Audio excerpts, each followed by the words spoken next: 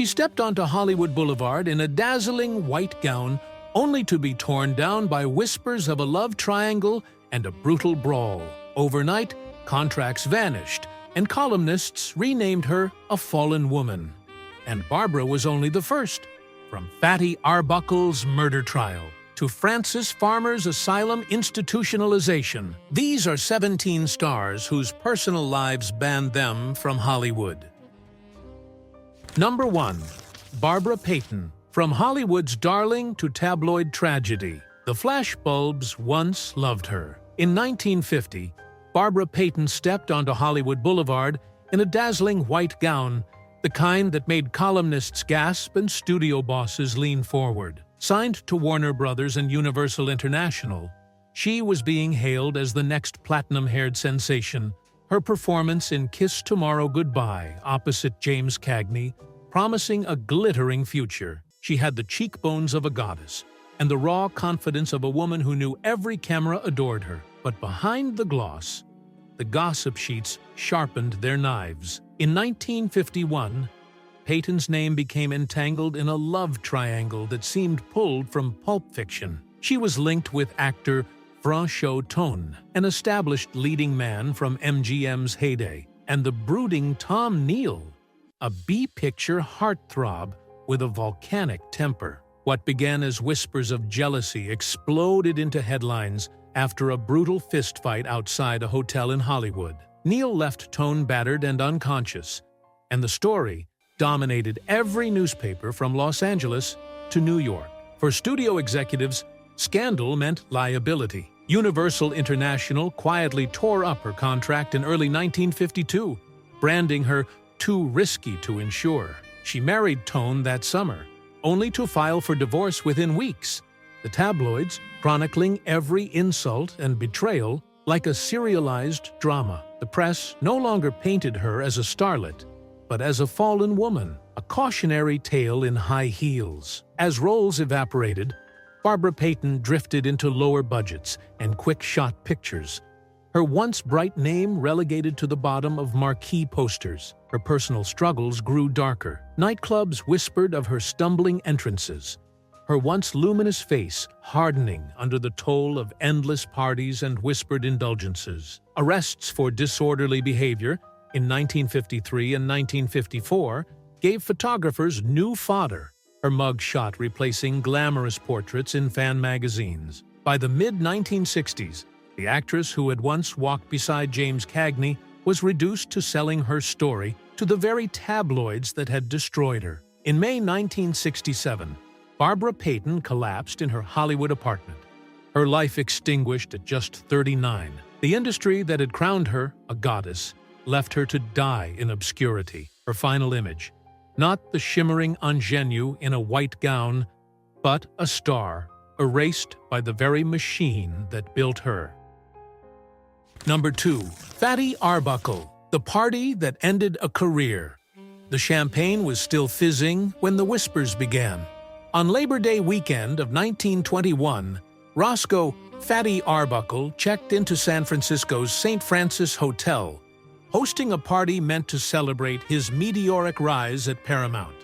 He was the highest-paid comedian in the world, earning $1 million a year, and his slapstick shorts packed Nickelodeons coast to coast. Yet before the last glass was cleared, headlines would scream that America's favorite clown had become its most reviled villain. The story, as told by tabloids, was irresistible. An aspiring actress named Virginia Rapp collapsed after the gathering. And though her death days later was attributed to illness, the gossip press insisted Arbuckle was responsible. The details grew more lurid with each reprint. Fanned by William Randolph Hearst's papers that knew scandal sold more copies than truth. The party that shocked Hollywood blared across front pages, and the public devoured every rumor. Paramount panicked. Studio bosses, already nervous about mounting censorship campaigns from moral reformers, severed ties with their most bankable star. Arbuckle's films were yanked from theaters, his name erased from posters overnight. Insurers branded him untouchable, and the once beloved jester found himself on trial for his very livelihood. 3 trials followed. The first 2 ended in deadlock, but the third, in April 1922, brought a full acquittal. The jury even issued an unprecedented apology, declaring Arbuckle innocent and entirely without blame. Yet the words came too late. His reputation had been shredded by months of headlines, and the studio system had already moved on. Contracts evaporated, friends vanished, and the man who had once defined cinematic laughter was now Hollywood's cautionary ghost. Arbuckle tried to reinvent himself. Using the pseudonym William Goodrich, he directed comedies for others, his genius hidden behind a name borrowed from a brother-in-law. To the public, Roscoe Arbuckle no longer existed. He died in 1933 at just 46, the same day Warner Brothers finally offered him a second chance on screen. The irony was cruel. The man who made millions laugh was silenced not by a jury, but by whispers louder than applause. And if scandal could erase someone as beloved as Fatty Arbuckle, imagine what it could do to the next star who slipped. Number 3. Frances Farmer, the madwoman. Studios locked away. The police flashbulbs caught her in mid-scream. In 1943, Frances Farmer, once hailed as Paramount's next Garbo, was dragged from a hotel lobby in Santa Monica, her wrists shackled as reporters swarmed like vultures. The woman who had once glided across the screen in Come and Get It was now paraded as a spectacle, her downfall printed in black ink for the morning papers. Farmer's rise had been electric. With her sharp cheekbones and husky voice, she lit up Depression-era Hollywood. Critics raved that she was too real, too raw for the lacquered studio system, and that very authenticity made her both a star and a problem. By the early 1940s, her defiance of Paramount's demands, refusing publicity tours, bristling at studio contracts, earned her a reputation as difficult. Gossip columnists, always hungry for rebellion, painted her as a rebel with a storm inside. Then came the arrests, public clashes, driving violations, and outbursts fueled headlines that whispered of personal demons. Instead of shielding her, Paramount stepped aside, letting the press devour her. In 1944, a court ordered her to psychiatric confinement. The young woman, once draped in gowns and spotlights, now traded sequins for stark hospital gowns. Her fate decided not by directors, but by doctors and wardens. The whispers grew darker still. Stories circulated of brutal treatments, locked wards, and her voice drowned beneath the clang of metal doors. Friends who visited recalled a woman trembling, her luminous eyes dulled, her mind caged in the name of rehabilitation. Hollywood, meanwhile, moved on. The studio lots that once held her close now shut their gates, and the magazines that had once called her radiant now labeled her insane. By the time Farmer emerged years later, she was a ghost of her former self, relegated to regional theater and minor television. The camera that once adored her now recoiled, framing her as a tragic footnote instead of a leading lady. The last haunting image remains: Frances Farmer staring past the bars of an asylum window, a starlet swallowed whole by the very system that once promised her immortality. Number 4. Charlie Chaplin, the comic genius. America cast out. The crowd roared with laughter as the little tramp waddled across the screen. But in 1952, the same nation that once adored him shut its doors with a cold clang. On the eve of a European premiere tour, Chaplin boarded the RMS Queen Elizabeth with his wife and children, believing he would soon return to Hollywood. Instead, while at sea, the U.S. government revoked his re-entry permit. America's most famous comedian had been exiled without a trial, his home and career cut off mid-voyage. Chaplin's ascent had been nothing short of miraculous. From the Keystone Studios in 1914 to creating United Artists with Douglas Fairbanks and Mary Pickford, he became the first global superstar. Films like The Kid, 1921, and City Lights, 1931, etched him into the memory of an entire generation. Yet behind the slapstick was a man unafraid of controversy. His 1940 satire, The Great Dictator, mocked Hitler years before America entered the war. To many, he was a hero. To others, he was too political, a dangerous voice in an industry meant to entertain, not provoke. The post-war years brought harsher judgment. Gossip columnists gleefully pounced on his romantic entanglements, portraying him as immoral. Political watchdogs branded him a communist sympathizer, citing his outspoken support for labor rights and refusal to take U.S. citizenship despite decades in the country. In the age of McCarthyism, these suspicions were enough. J. Edgar Hoover's FBI built a thick file, and when Chaplin set sail in 1952, the government quietly barred his return. He resettled in Switzerland, filming A King in New York, 1957. A bitter satire of American paranoia. Hollywood studios erased his name from marquees, and theaters stopped circulating his classics. For 2 decades, he remained a ghost, his laughter echoing everywhere but the land that had made him famous. It was not until 1972, after years in exile, that the Academy begged him back to accept an honorary Oscar. He returned briefly, tears glistening as the crowd gave him the longest standing ovation in Oscar history. But by then, the man who had once built Hollywood's global image was an exile, remembered best not for a bowler hat and cane, but for the silence of an empty studio lot that had turned its back. Number 5. Hattie McDaniel. The Oscar winner, Hollywood left behind. The applause thundered through the Coconut Grove nightclub in 1940. Yet, Hattie McDaniel sat at a table pushed to the far wall. She had just become the first black performer to win an Academy Award for her role as Mammy in Gone with the Wind. But the hotel's segregation rules kept her from joining her white co-stars at the banquet table. The golden statue glittered in her hands, but the seat she was denied said more about Hollywood than any trophy ever could. McDaniel's road to that night had been paved with persistence. She sang on Denver radio in the 1920s, breaking barriers as one of the first black women regularly broadcast to American homes. By the early 1930s, she was in Los Angeles, landing bit parts in Warner Brothers and MGM productions, her rich contralto voice and sly humor stealing scenes. But as her fame rose, the roles offered were almost always maids, cooks, or mammies, the stereotypes the studios pushed onto black performers, while denying them serious scripts. When Gone with the Wind premiered in 1939, McDaniel was both celebrated and criticized.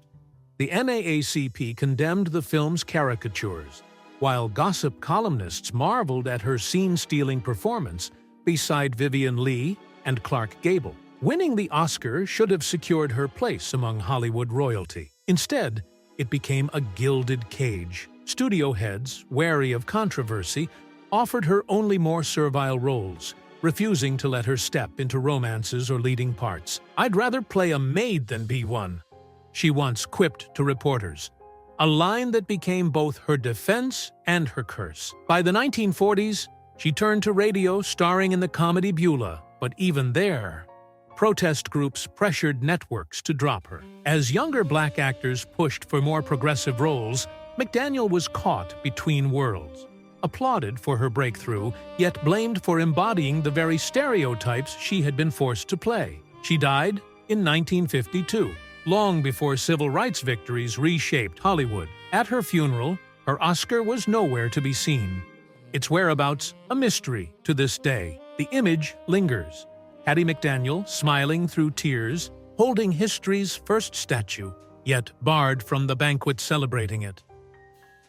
Number 6. John Garfield, the heartthrob. Destroyed by the blacklist. The theater marquee still carried his name when the subpoenas arrived. In 1951, John Garfield, broad-shouldered, dark-eyed, the embodiment of working-class magnetism, was summoned before the House Un-American Activities Committee. To his fans, he was the street-tough romantic who electrified films like Body and Soul, 1947, and Gentleman's Agreement, 1947.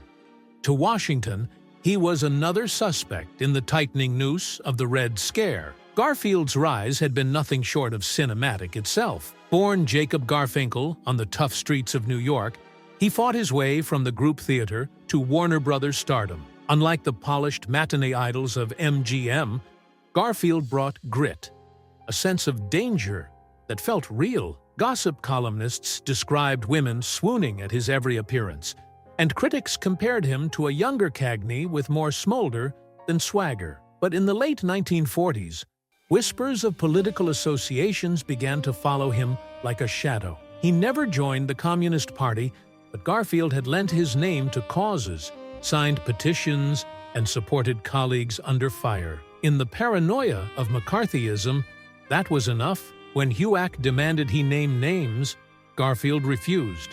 His words were simple. He would speak only for himself. The choice sealed his fate. Warner Brothers, once his champion, dropped his contract.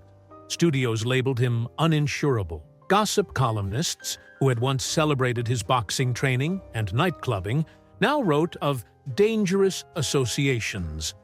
Roles vanished overnight, leaving him scrambling for stage work while his peers distanced themselves. Behind closed doors, friends whispered of the pressure crushing him, of chest pains that wouldn't relent.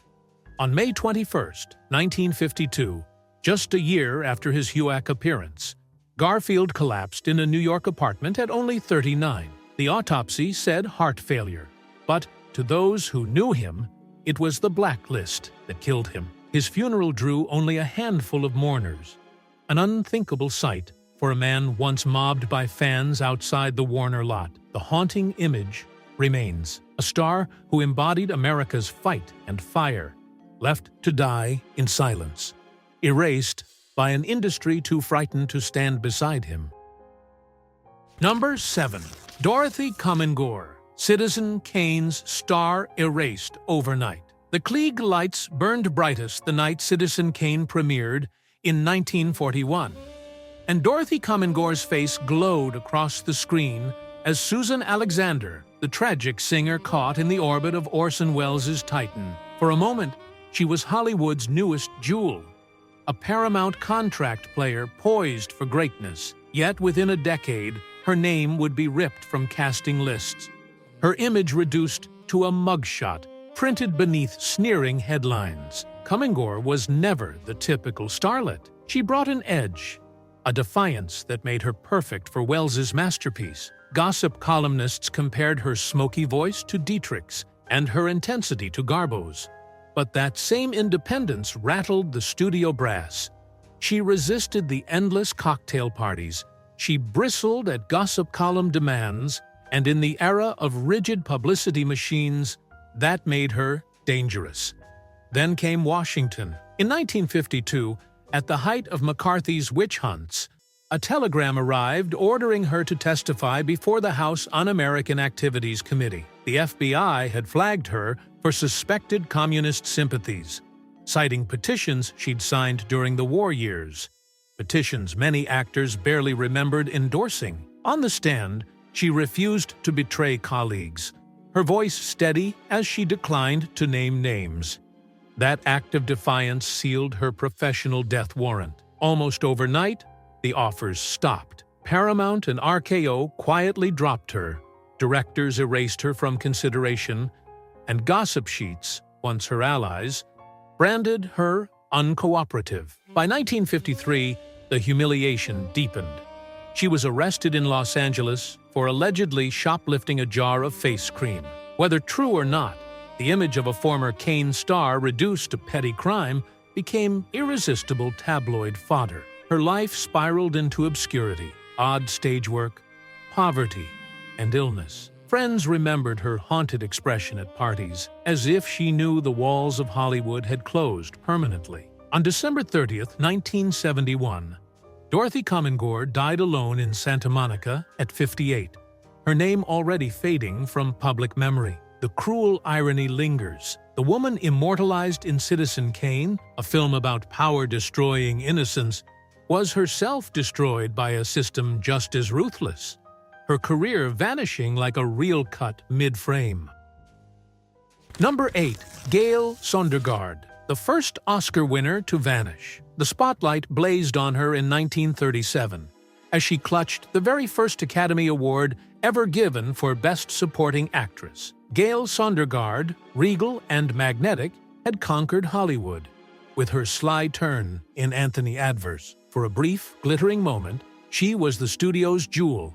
MGM screen-tested her as the original Wicked Witch in The Wizard of Oz, her elegance almost too glamorous for green makeup. Yet, 2 decades later, she was gone. Her name blacklisted, her career erased, as though she had never stepped onto a stage. Sondergaard's rise was a studio dream. Born in Minnesota, she brought a refined gravitas to Warner Brothers and MGM Productions, playing exotic villains and sophisticated wives. Critics called her the woman with the cobra smile, and columnists gushed about her costumes designed by Adrian and Ori Kelly. But her marriage to director Herbert Biberman would prove fateful. Biberman was one of the infamous Hollywood 10, summoned before Congress in 1947 and jailed for refusing to denounce colleagues. By association, Sondergaard herself was marked. In October of that year, her name appeared in the industry pamphlets circulated by the House Un-American Activities Committee. She was not accused of crimes, only of sympathies, of signing petitions, of standing beside her husband. To an industry ruled by contracts and insurance clauses, that was enough. Projects evaporated. MGM canceled her next role, and agents quietly stopped taking her calls. Gossip writers, once fawning, now branded her troublesome. Unlike some stars who bent under the pressure and recanted, Sondergaard refused to betray her convictions. That defiance came at a heavy cost. Through the 1950s, while peers collected Oscars and headlined lavish Technicolor productions, she performed in small regional theaters, far from the Klieg lights of Los Angeles. Her Oscar sat on a dusty shelf, a reminder of how quickly Hollywood rewrote its loyalties. She did not return to film until the late 1960s, long after her prime had been stolen. By then, the industry had all but forgotten her. The haunting image endures. The very first woman honored by the Academy, left wandering the shadows of Broadway side streets, her golden statue gleaming like a relic of a life stolen by fear. Number 9. Merle Oberon, the hidden heritage that silenced her. The cameras adored her pale, luminous face, but the truth was never allowed to show. In 1939, when Merle Oberon played Kathy opposite Laurence Olivier in Wuthering Heights, audiences swooned at her elegance. Yet behind the velvet gowns and soft focus lenses, Oberon carried a secret she could never admit. She was born in Bombay, India, of mixed heritage, in a world where Hollywood demanded its leading ladies appear exclusively white. Her reinvention was carefully staged. Studio press releases insisted she hailed from Tasmania, an exotic but acceptably British backdrop. Paramount publicists rewrote her childhood, erasing her mother's Indian ancestry and instructing Oberon never to return home where the truth might be uncovered. Gossip columnists who tried to probe deeper found doors slammed shut. Hollywood thrives on mystery, one editor quipped, but hers is better than most. The Secret stalked her career. Though nominated for an Oscar in 1935 for The Dark Angel, she was always cast as the distant aristocrat, the untouchable beauty. Producers feared what would happen if the public knew she was not the pure and genuine they believed her to be. To keep the masquerade alive, she concealed her family, claiming her mother was her maid and her half-siblings were simply servants. The deception pained her, but to admit the truth meant exile from the screen. By the 1940s, the facade grew harder to maintain. Whispers circled in studio backlots, and foreign correspondents hinted at her background, but no paper dared to print it outright. Oberon herself grew increasingly reclusive, carefully avoiding the kind of live interviews that could trip her up. Behind closed doors, Friends recalled her bitterness, the way she flinched whenever the subject of home arose. She lived a life of glamour, marriages to directors and aristocrats, lavish gowns by Adrian and Dior, but it all rested on silence. Only after her death in 1979 did biographers confirm what she had spent a lifetime hiding. The lasting image is not Oberon sweeping across the Yorkshire moors, but the star gazing into a mirror.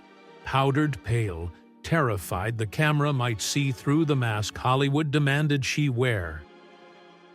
Number 10. Montgomery Clift, Hollywood's most beautiful wreck.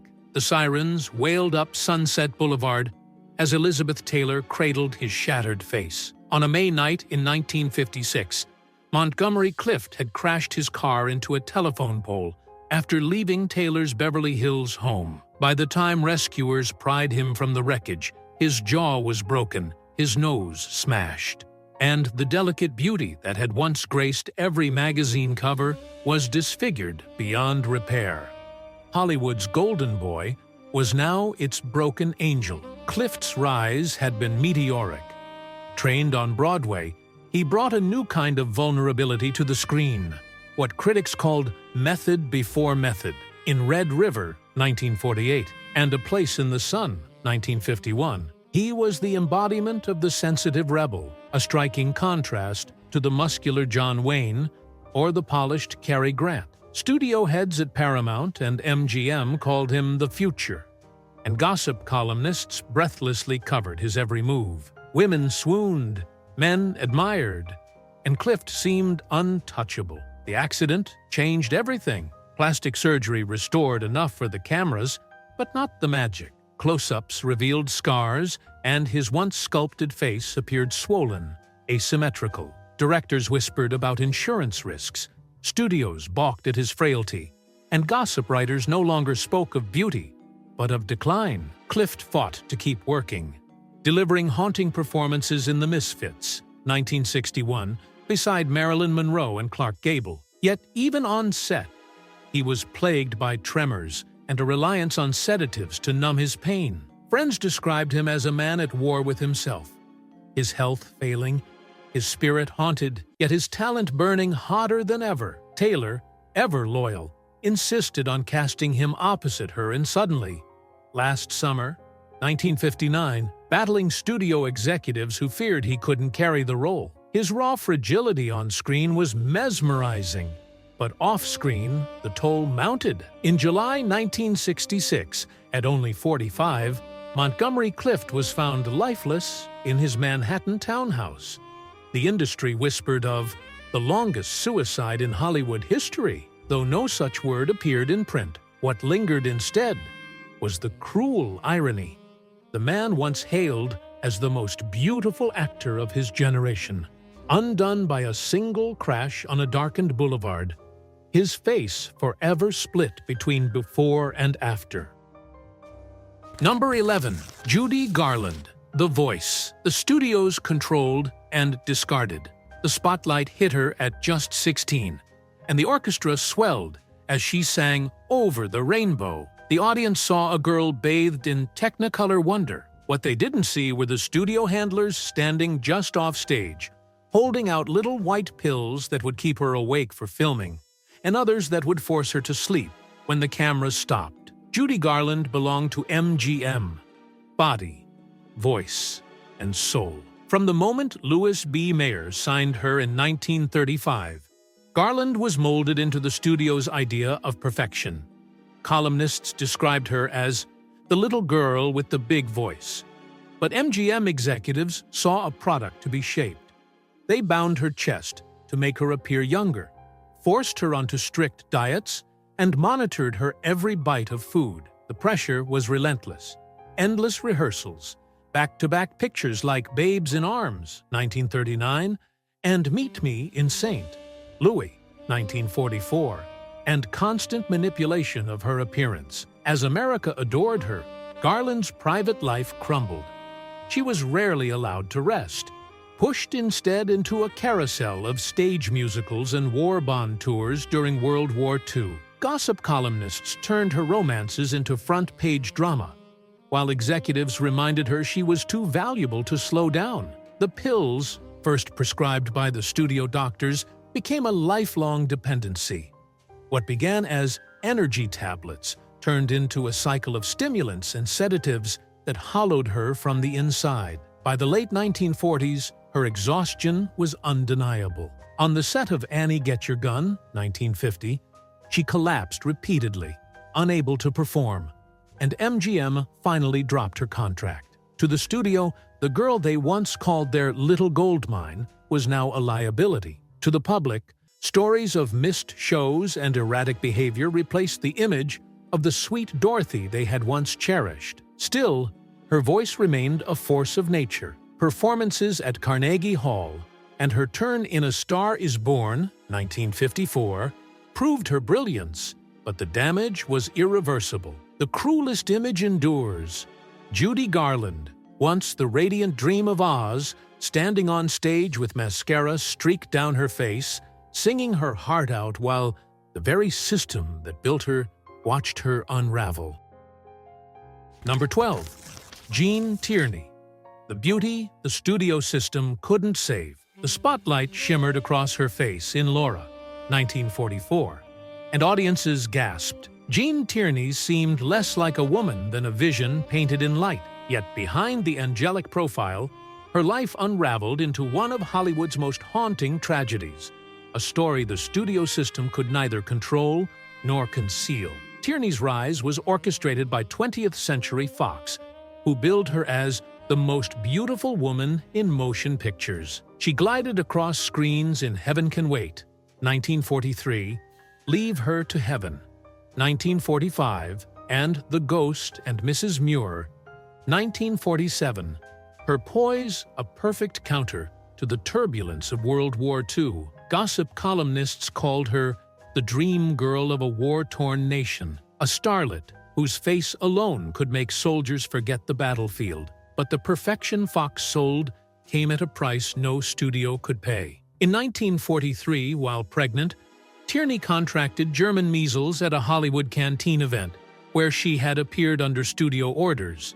The child she gave birth to, daughter Daria, was born with severe disabilities. Tierney's grief was compounded when a fan later admitted sneaking out of quarantine just to see her, likely exposing her to the illness. It was a cruel twist of fate. The very adoration that made her a star had stolen the future she dreamed of as a mother. Her career continued, but the cracks showed. Though she delivered a luminous performance in Leave Her to Heaven, earning an Oscar nomination, her personal struggles deepened. By the early 1950s, Tierney battled what was then dismissed in whispers as nervous exhaustion. Behind the closed doors of sanitariums, she endured electric shocks and experimental treatments, the industry brushing aside her suffering as inconvenient. Hollywood offered no protection. Directors hesitated to cast her. Insurers balked at her instability. And by the mid-1950s, she faded from leading roles. The woman once hailed as the perfect face retreated to seclusion in Houston. Her beauty dimmed not by age, but by sorrow. The image lingers still. Gene Tierney staring from a film poster, flawless and untouchable. While the truth of her life lay hidden in the shadows the studio lights refused to illuminate. 2. Number 13. Marsha Hunt, Hollywood's conscience. Blacklisted, the flashbulbs went off as Marsha Hunt stepped onto the picket line in 1947, her silk gloves clutching a protest sign instead of a script. The actress who had once glided through MGM musicals was now marching for free speech, a choice that would cost her everything. Hunt had been the embodiment of the studio-era starlet. Signed by Paramount in the mid-1930s, she moved to MGM, appearing in over 50 films by the time she was 30. Audiences adored her poise in Pride and Prejudice, 1940, and her warmth in The Human Comedy, 1943. Gossip columnists praised her as one of Hollywood's most gracious hostesses, a woman who balanced glamour with integrity. But Hunt's conscience was stronger than her contract. When the House Un-American Activities Committee began summoning actors in 1947, Hunt joined a delegation of stars. including Humphrey Bogart and Lauren Bacall, who flew to Washington to protest. Their rallying cry was simple: Congress had no right to police political belief. For Hunt, it was a moral stand. For the studios, it was professional suicide. Almost overnight, her career withered. MGM quietly stopped calling, offers dried up, and her name appeared in the shadowy pamphlets that circulated through Hollywood casting offices. She was never formally charged, but the whispers of dangerous sympathies were enough to brand her uninsurable. By the early 1950s, Hunt, once in demand at Culver City's lavish lots, was blacklisted, reduced to sporadic guest roles on television when producers dared risk the association. Yet, she refused to vanish quietly. Hunt continued to speak out, championing refugee relief after World War II and later fighting against hunger and poverty. Her activism, however, kept her firmly outside the studio gates. Friends described her as serene, even as her Hollywood peers crossed the street to avoid being photographed with her. Marsha Hunt lived to be over 100, long enough to see her blacklisting recognized as injustice. But the haunting image remains. A woman once styled in MGM couture, standing on a Capitol Hill sidewalk in borrowed gloves, punished not for scandal or betrayal, but for daring to tell America the truth it did not want to hear. Number 14. Sterling Hayden, the swashbuckler who confessed and was still erased. The cameras adored him as a sea captain, pipe in hand, his jaw carved from stone. Sterling Hayden was Paramount's great adventurer of the late 1940s, the towering blonde who looked born to command schooners and swing swords. Yet behind that rugged image lay a torment that Hollywood would never forgive, a public confession before Congress that won him no mercy and cost him the career his looks had promised. Hayden's story began far from sound stages. Before he was ever cast in The Asphalt Jungle, 1950, he had sailed merchant ships across the Atlantic and fought with the OSS during World War II, smuggling supplies to resistance fighters in Yugoslavia. That real-world valor made him irresistible to audiences weary of make-believe heroes. Gossip columnists called him the last honest pirate, a man whose sunburns were no makeup trick. But in the fevered air of 1951, bravery overseas meant little to the House Un-American Activities Committee. Hayden, like many young idealists of the Depression era, had briefly joined communist-affiliated groups. When summoned to Washington, he cracked under the pressure. Before the microphones and photographers, he admitted his past and, worse, gave names of fellow travelers. "I sold my soul," he later wrote, ashamed of the compromise. The confession bought him nothing. Though technically cleared, Hollywood producers remained wary. To liberals, he was a traitor. To conservatives, still tainted. Studio contracts shriveled.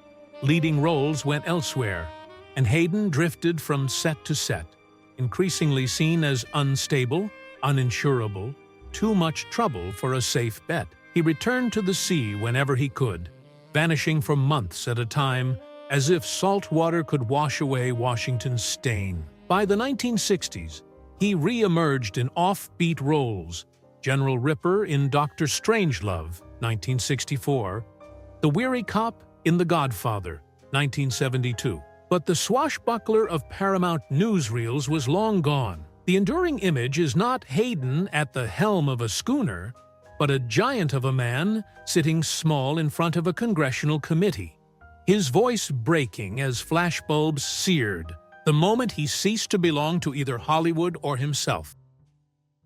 Number 15. Larry Parks, the Jolson star who lost it. All the spotlight was blinding as Larry Parks fell to his knees in The Jolson Story, 1946.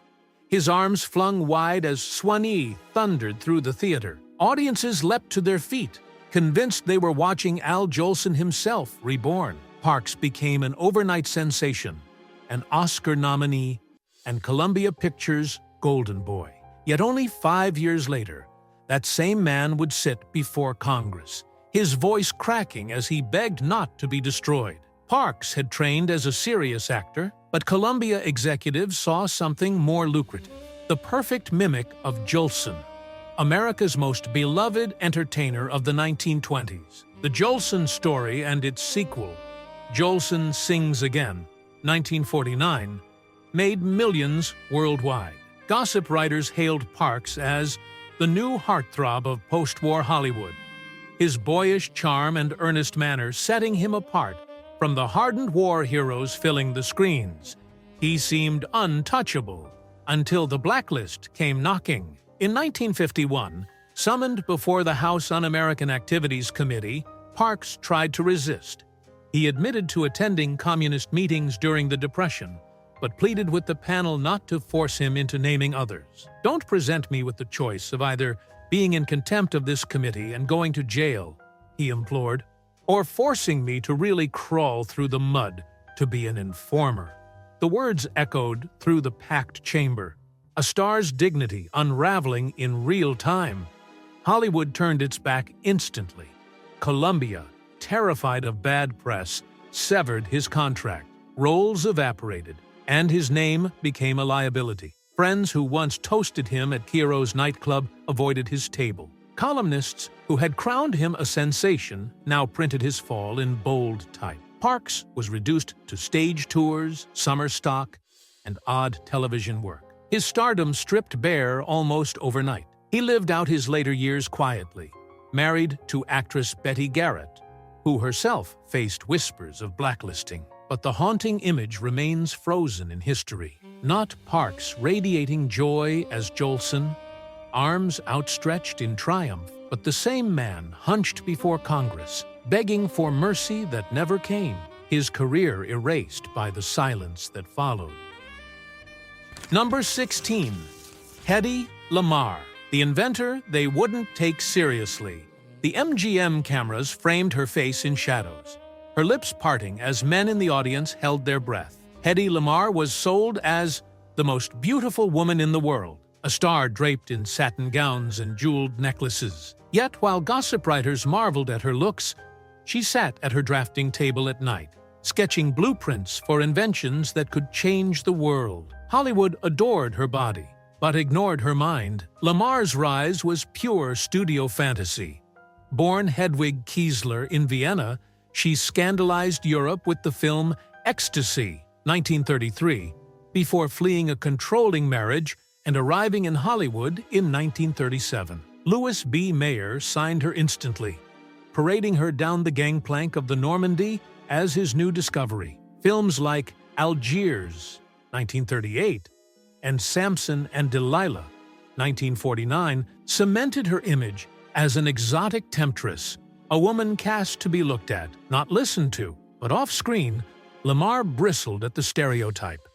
During World War II, disturbed by the sinking of passenger ships, she collaborated with composer George Antheil to design a frequency-hopping radio signal intended to prevent enemy jamming of Allied torpedoes. In 1942, they secured a U.S. patent. It was technology decades ahead of its time, the foundation of what would become Wi-Fi and Bluetooth. Yet when Lamarr offered it to the Navy, she was dismissed.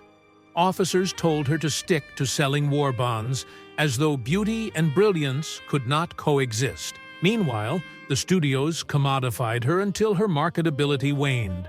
By the 1950s, her contract offers dwindled, her reputation reduced to a fading glamour girl. She battled financial woes, lawsuits, and the cruel joke of being more famous for her face than the invention that could have secured her a legacy. Gossip columnists, who once drooled over her gowns, now wrote gleefully about her arrests and bankruptcies. Hedy Lamarr lived long enough to see her invention finally recognized, honored in the 1990s by technology foundations. But the haunting image remains. A woman once lit by MGM's golden lamps, quietly drafting blueprints at her kitchen table, knowing her genius would be dismissed until it was too late. Number 17. Jean Seberg, the starlet hounded into exile. The Paris wind tangled her short blonde hair as cameras rolled on the Champs-Élysées. In 1960s Breathless, Jean Seberg leaned against a newspaper stand, eyes cool behind dark glasses, her voice crisp as she teased Jean-Paul Belmondo. With that scene, she became an icon of the French New Wave. A Midwestern girl turned European muse. Yet even as critics praised her elegance, powerful men in Washington plotted her destruction. Seberg's journey began in Marshalltown, Iowa, where Otto Preminger plucked her from obscurity in 1957 to star in St. Joan. Though her first performance was savaged by critics, her beauty and aura of innocence drew attention. She found redemption abroad, where French directors embraced her as the face of a new cinematic language. Casual, spontaneous, free. Gossip magazines dubbed her Hollywood's export to Europe, her boyish haircut and American candor making her a sensation. But in the late 1960s, Seberg's political sympathies drew scrutiny. She donated to civil rights groups and openly supported the Black Panther Party, a stance that drew the ire of J. Edgar Hoover's FBI. In 1970, the Bureau launched a smear campaign, planting false stories in American tabloids claiming Seberg was carrying a child by a Panther leader. The cruel fabrication spread worldwide, and when Seberg's pregnancy ended in tragedy, the press linked her grief to the FBI's lies. Her Hollywood career crumbled under the weight of scandal. Studios deemed her too controversial. Directors hesitated to cast her, and she fled further into European productions, far from the machine that had once courted her. Friends described her as increasingly fragile, tormented by surveillance and public humiliation. What began as an actress's social conscience had been twisted into her professional undoing. By the early 1970s, Seberg lived mostly in Paris, isolated, her name now synonymous with scandal rather than cinema. The American papers that once heralded her as the new Jean Harlow now printed only whispers of breakdowns and disappearances. The last image is chilling. Jean Seberg's face on a poster for Breathless, eternally youthful, while the real woman drifted in exile, hounded until the brilliance she once embodied flickered into silence. Hollywood's golden age gleamed with sequins and silver screens, but behind the curtain were lives shattered by scandal, betrayal, and silence. For every Dream Factory triumph, there was a story the studios tried to bury. Which of these vanished stars struck you the deepest? Did one downfall or cover-up surprise you more than the rest? Share your thoughts in the comments. I'd love to hear which story lingered with you long after the lights went down.